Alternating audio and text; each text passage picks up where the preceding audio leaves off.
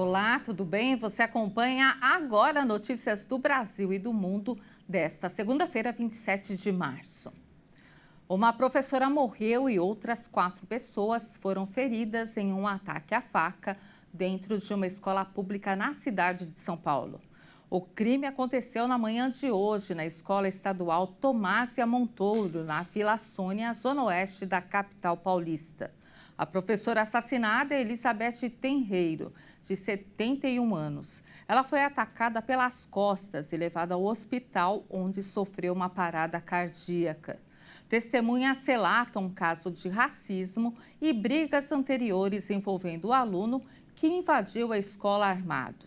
No celular do adolescente foram encontradas informações de ataques em outras escolas no país, o que pode indicar que o crime foi planejado. E está chegando ao fim o mutirão de renegociação de dívidas com os bancos e financeiras. Quem traz mais informações é a repórter Bruna de Jaimo. O prazo para a renegociação de dívidas vai até o dia 31 de março, sexta-feira. A ação foi promovida pela Febraban em parceria com o Banco Central, a Secretaria Nacional do Consumidor e os PROCONs. Desde o dia 1º de março, os clientes podem negociar as suas dívidas diretamente com os bancos e financeiras através de diversos canais de atendimento. A renegociação é possível para dívidas com cartão de crédito, crédito consignado, cheque especial, empréstimo pessoal e outras modalidades. Não é possível negociar dívidas que têm bens como garantias, como é o caso de veículos, motos, inclusive imóveis. Lembrando que para negociar é preciso estar inadimplente. A última edição do mutirão havia sido realizada em novembro de 2022 e foram negociados mais de 2.300.000 contratos. A próxima edição está prevista para acontecer em novembro. Os dados mais recentes sobre inadimplência mostram que 65 milhões de brasileiros têm dívidas ativas. Em 2022 foi registrada uma alta. Em dezembro, 77% dos brasileiros tinham alguma dívida em aberto. Essa é a 4ª alta consecutiva. De São Paulo, Bruna de Jaimo. Com pneumonia leve, o presidente Lula cancelou a viagem que faria à China para terminar um tratamento. O médico do presidente recomendou que ele não viajasse. O presidente Lula cancelou a viagem à China, marcada para este final de semana, por conta do quadro de pneumonia leve. A pneumonia foi identificada na noite de quinta-feira e a agenda de sexta foi cancelada para que o presidente pudesse descansar no Palácio da Alvorada, residência oficial. Na agenda da viagem estava previsto um discurso do presidente brasileiro no Fórum China-Brasil de Desenvolvimento Sustentável, além da reunião bilateral entre Lula e Xi Jinping, que aconteceria nesta terça-feira. A visita oficial a Pequim era planejada antes mesmo da posse de Lula e previa que o mandatário brasileiro fosse recebido em jantar por Xi Jinping no Palácio do Povo. Lula estaria acompanhado de uma comitiva de mais de 30 políticos e 200 empresários.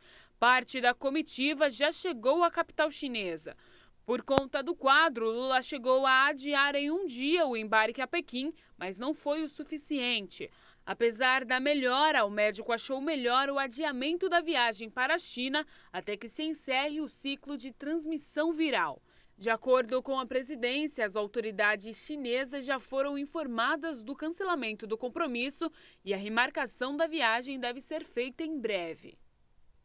E o presidente da China, Xi Jinping, enviou uma mensagem ao presidente Lula, manifestando solidariedade cordial e para desejar melhoras e dar boas-vindas a uma visita o mais breve possível e em uma nova data oportuna. E o novo marco fiscal pode ser divulgado ainda nesta semana. O presidente Lula havia adiado o anúncio para quando voltasse da China, mas como a viagem foi cancelada, a pressão pelo novo arcabouço fiscal só cresceu. O cancelamento da viagem do presidente Lula à China pode antecipar a apresentação da nova regra fiscal. A possibilidade foi relatada por interlocutores da presidência. Para a equipe econômica do governo, tudo depende de Lula marcar uma data para a divulgação da proposta. Apesar do diagnóstico de pneumonia, o presidente Lula não deve deixar de cumprir a agenda oficial dos primeiros dias desta semana.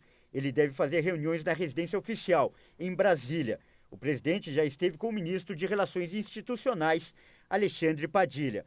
O ministro da Fazenda, Fernando Haddad, afirmou que o governo já concluiu todos os trabalhos técnicos sobre o novo arcabouço fiscal. O próximo passo é apresentar as respostas de algumas dúvidas apontadas pelo presidente Lula.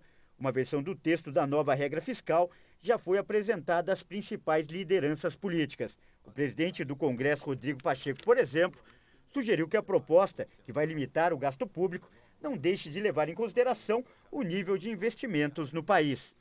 Quem também suspendeu a agenda oficial no dia de hoje foi o governador Tarcísio de Freitas. O chefe do governo paulista está na Europa, mais precisamente em Londres, na Inglaterra, para uma série de encontros com investidores, agentes do mercado financeiro e empresários. A previsão era de que a viagem durasse até o fim desta semana, mas o governador teve uma forte crise renal. A agenda dos próximos dias dependem do resultado de exames sobre onde está a pedra no rim. A previsão era de que ele seguiria em Londres até terça-feira, depois iria para Madrid, na Espanha, e terminaria a viagem na quinta-feira em Paris. A farmacêutica francesa Sanofi Pasteur lançou uma nova vacina contra o vírus influenza causador da gripe. A Efluelda, voltada ao público a partir de 60 anos, estará disponível nas clínicas particulares a partir de abril. O preço médio ainda não foi informado. Ela é quadrivalente e protege contra 2 cepas do influenza A e 2 do B e apresenta 4 vezes mais antígenos. A vacina de dose padrão tem 15 microgramas para cada cepa e a Influelda 60 proporciona uma eficácia relativa de 24,2% a mais na proteção da população idosa, se comparada ao imunizante de dose padrão. Segundo a Sociedade Brasileira de Imunizações, a maior concentração de antígenos permitiu aumentar a resposta do sistema imunológico dos idosos à vacina, em especial contra o influenza A H3N2, mais comum e grave nesta parcela da população.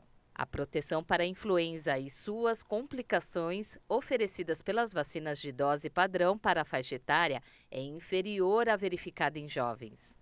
Os efeitos adversos mais comuns causados pela nova vacina são semelhantes aos da tradicional: dor, vermelhidão e inchaço no local da aplicação, dor muscular e de cabeça.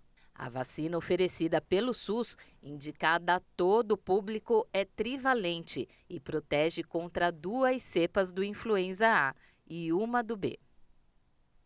Nosso destaque continua sendo saúde. O Brasil está abaixo da meta de vacinação contra o HPV, estabelecida pelo Programa Nacional de Imunizações e pela Organização Mundial da Saúde.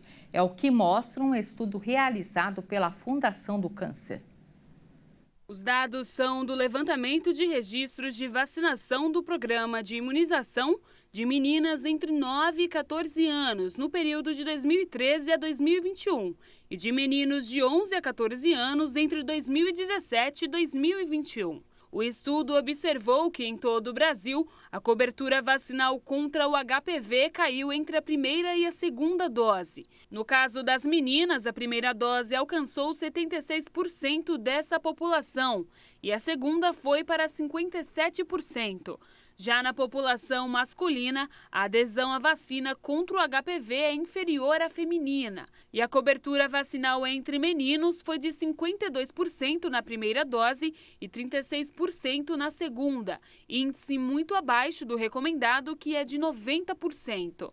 A vacina contra o HPV, o papilomavírus humano, previne contra vários tipos de câncer, entre eles o de colo de útero. O imunizante está disponível de graça no SUS para meninos e meninas de 9 a 14 anos, em esquema de 2 doses, e para mulheres e homens transplantados, pacientes oncológicos e portadores de HIV de 9 a 45 anos, em esquema de 3 doses.